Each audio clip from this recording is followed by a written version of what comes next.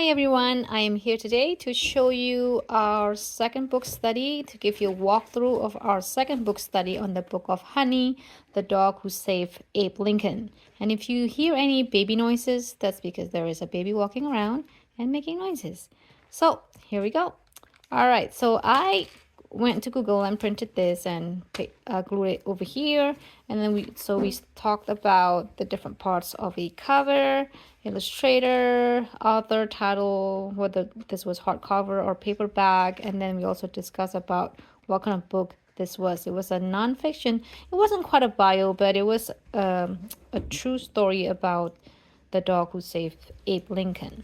So that's what we started with, and then I had someone create this for me.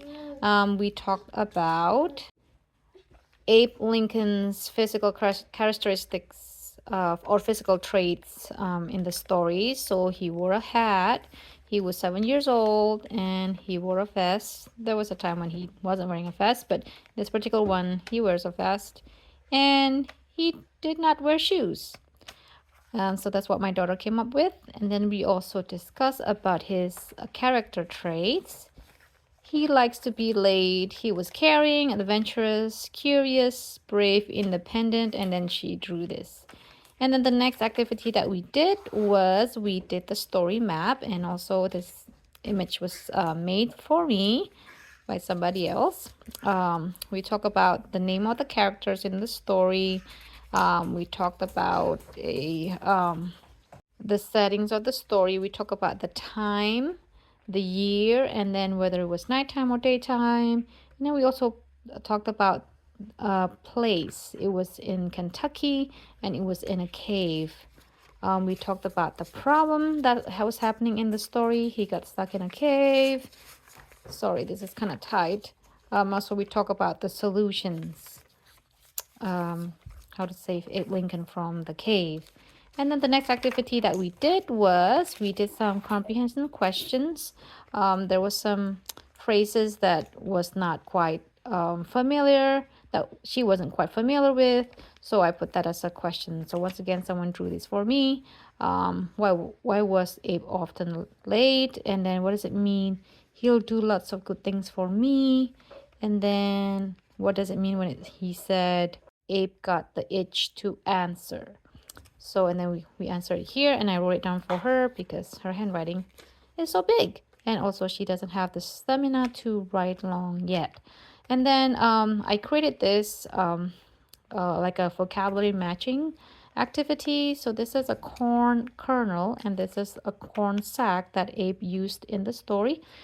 So this is the word that she needs to match with the definition.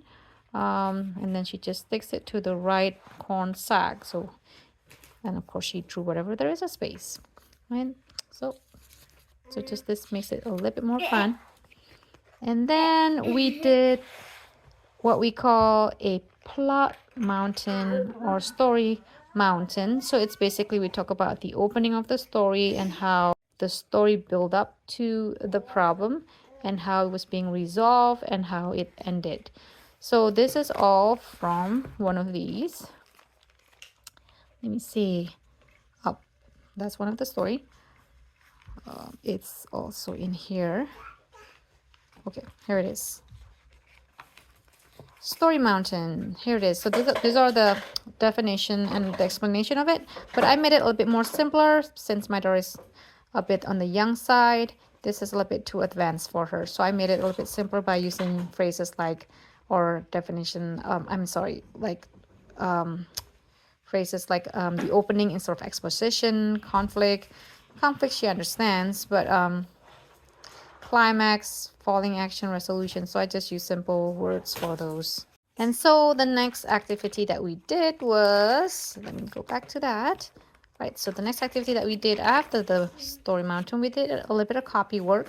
So I picked this one because it allowed her to practice on quotation mark and contraction, to write capital M for Mr. and then a period.